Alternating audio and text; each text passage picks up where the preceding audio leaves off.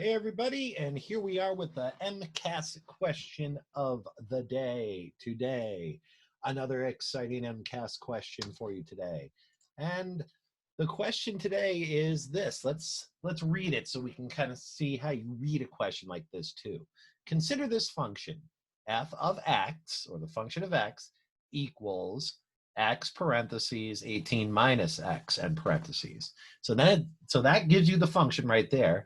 And then it gives you some input values for the function as well. So what are the values of f of 0, f of 5, and f of 18?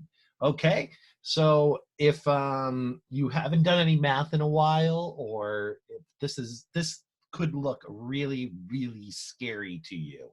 I remember when stuff like this was super scary to me because I'm like, I'm just starting to get it. And now you've thrown this weird, what is the F? And it's so confusing and all that. I'm here to tell you that this really isn't so bad at all. And I'm going to show you exactly what you need to do in a problem like this, or in a problem with any type of function, really. Well, for the most part, but for all intents and purposes, for MCAS purposes, if you can do this, what I'm about to show you, then you're in a pretty good place. Okay, so the first thing I'm going to do is share my camera with y'all. And there we go. I have my blurry paper that I'm going to fix just like that. Wonderful. So let's go back to the problem for a second here. Bounce out of here. Let's do this. I can see the problem, so I'm going to write it down here. It's our function is f of x equals x times 18 minus x. Okay, I will go back to my screen here so you can see what I'm doing, and I'll make it nice and clear again. All right, I'm going to look again. So it wants me to know f of 0, f of 5, f of 18. F of 0, f of 5, f of 18, f of 5, and f of 18. Make that parenthesis a little better there. All right. Stop getting so foggy, buddy. All right, there we go. All right, so basically what we have here is the function up here. This is the function rule, all right? And then we have some things that we're going to put into it. The way that I always explain functions to all of my students, I talk about a function machine, or you can think of like a function computer or whatever. I'm a terrible artist, but I always draw this. I always draw something that looks like this, okay? Where this is where you put things into the machine, and this is where you put things outside of the machine, okay?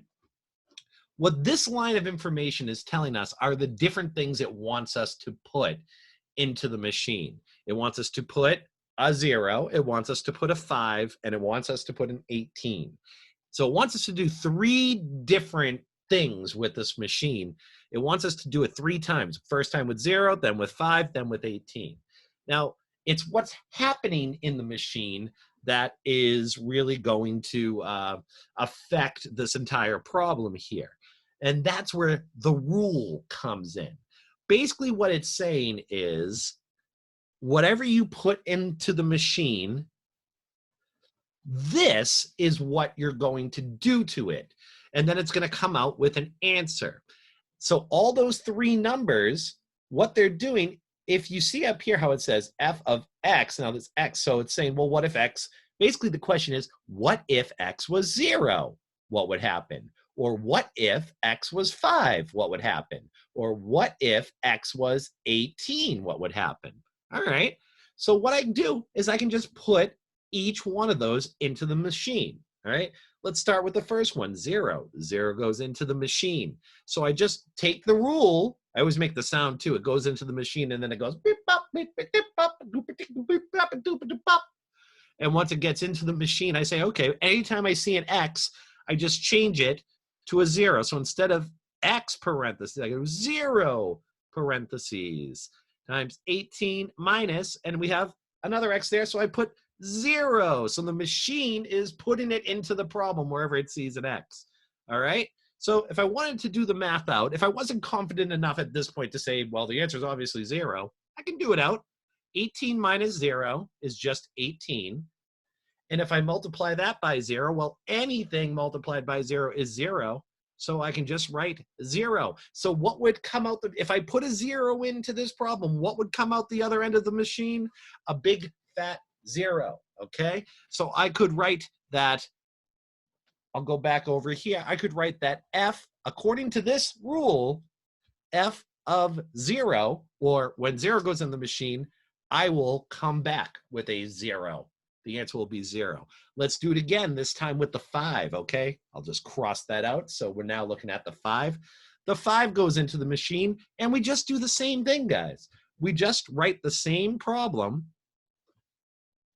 but every time we see the x, we write a 5 instead, okay? So I have 18 minus 5, which is 13.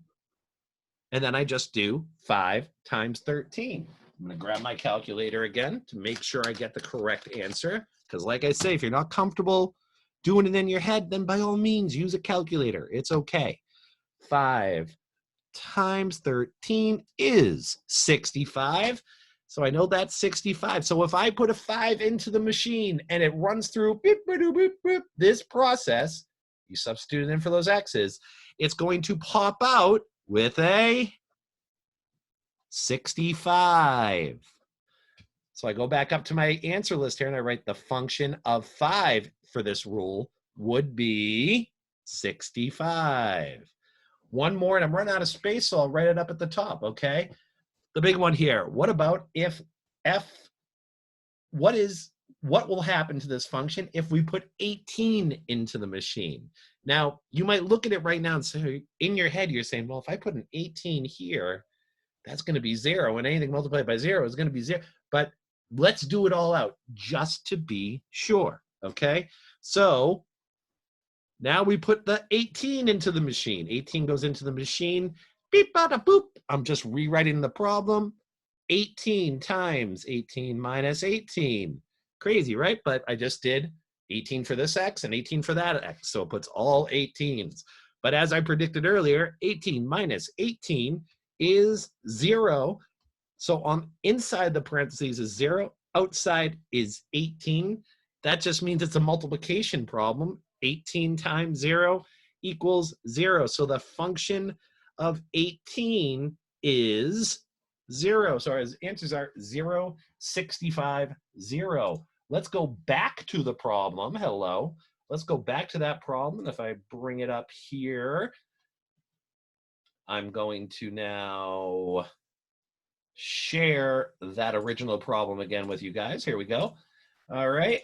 So if we go back here, we can see, and let me present it here, we can see that we have A, B, C, and D. I look down the numbers. I'm looking for one that says 0, 65, 0. All right. Let me put my camera.